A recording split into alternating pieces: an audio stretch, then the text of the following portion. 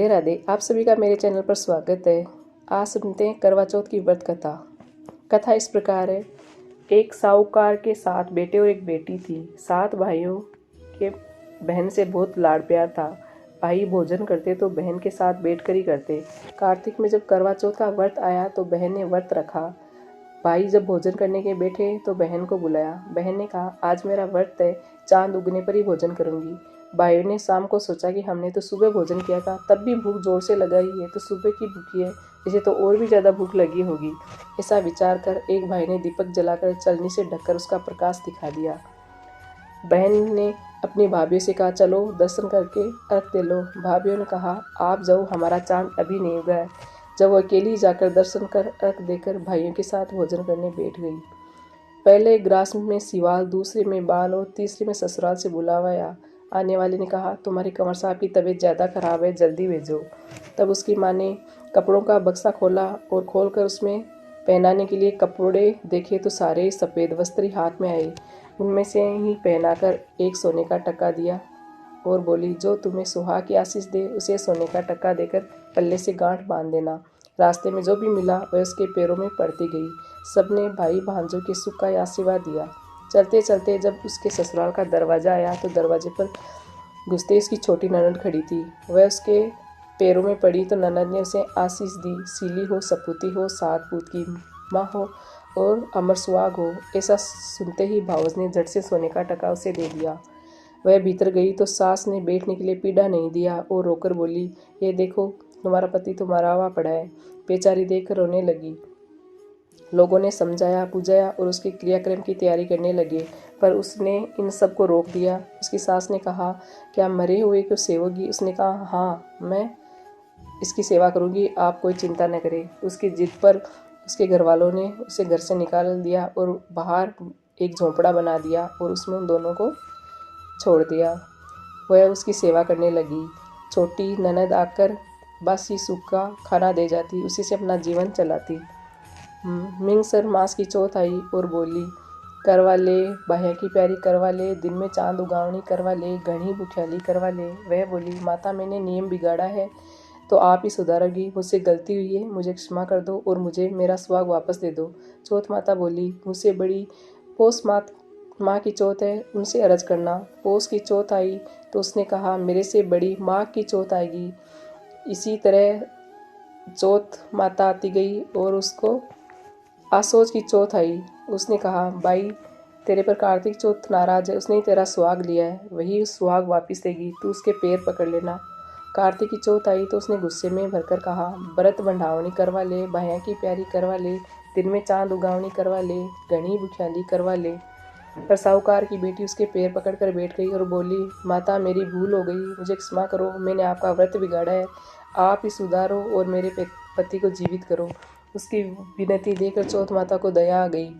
उसने आंखों से काजल, नाखून से मेहंदी और मांग से सिंदूर और टिक्के में से रोली निकालकर चिट्टी अंगुली से छींटा दिया। साहूकार का लड़का तुरंत बैठ गया और बोला, खूब नींद आई। उसकी स्त्री बोली, ऐसा भी क्या सोना, मुझे तो 12 महीने हो गए। उसने सारी बात बताई। साहूकार का बेटा बड़ा खुश हुआ। उसने कहा, चौथ माता का उत्सव करना चाहिए। उसकी पत्नी ने तुरंत इंतजाम करवा लिया। कहानी सुनी, चूरमा किया और दोनों पति पत्नी बैठकर भोजन किया और फिर चौपड़ पासा खेलने लगी। इतने में छोटी ननद आई और उनको देखकर बहुत खुश हुई।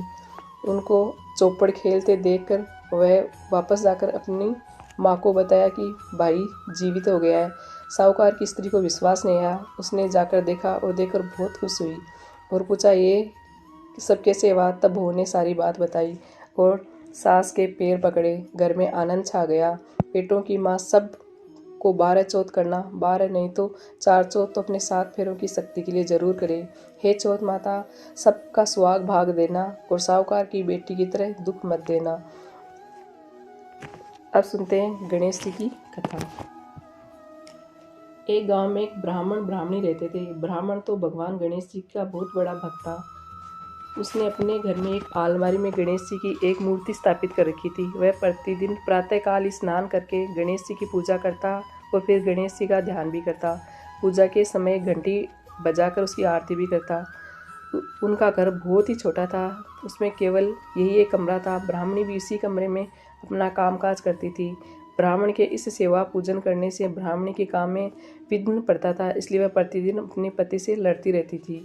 एक दिन ब्राह्मण स्नान करने गया हुआ था। उस समय ब्राह्मणी ने सोचा कि मैं मूर्ति को ही गायब कर देती हूँ, फिर यह किसके सामने बैठकर पूजा पाठ करेंगे। ऐसा सोचकर उसने मूर्ति को उठाकर कमरे के ही एक कोने में रख दिया और कपड़े से ढक दिया।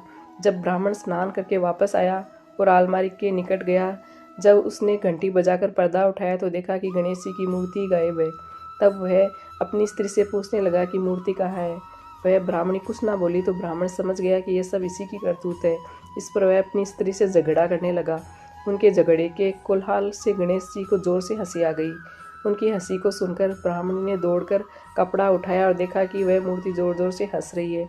यह देखकर ब्राह्मण ब्राह्मणी तुरंत ही उसके चरणों में पड़ गए। ब्राह्मणी को अपनी गलती के लिए क्षमा मांगने लगी। तभी वहाँ साक्षात श्री गणेश जी प्रकट हुए और बोले, हे वत्स, मैं तुम्हारी भक्ति से अत्यंत प्रसन्न हूँ। मैं तुम्हें धन संपदा, सुख, समृद्धि और पुत्र प्राप्ति का वरदान देता हूँ। इतना कहकर गणेश जी अंतर्ध्यान हो गए। ब्राह्मण ने गणेश जी की मूर्ति को पुनः अलमारी में स्थापित किया। तब से ब्राह्मण ब्राह्मणी दोनों ही गणेश जी की पूजा करने लगे। तब ब्राह्मण श्री गणेश जी का वरदान भी फलीभूत हुआ और उनके अपार धन की प्राप्ति हुई। 10वें महीने में उनके यहाँ एक सुंदर पुत्र ने जन्म लिया। इस प्रकार भगवान श्री गणेश जी की कृपा से वह सभी प्राणी सुखपूर्वक जीवन यापन कर अंत में मोक्ष को प्राप्त हुए। हे भगवान श्री गणेश जी, आपने जिस प्रकार से उनको सुख समृद्धि प्रदान की, वैसे ही सभी को करना। जो भी इस कथा को पढ़े या सुने, उन सबके दुखों को दूर करके उन्हें धन संपदा और सुख समृद्धि देना। भगवान श्री गणेश जी की जय। चौथ माता की जय। कहानी अच्छी लगी हो तो कृपया लाइक करें और चैनल को सब्सक्राइब करना ना भूलें और कमेंट में जय श्री गणेश और चौथ माता की जयकारा जरूर लगाएं।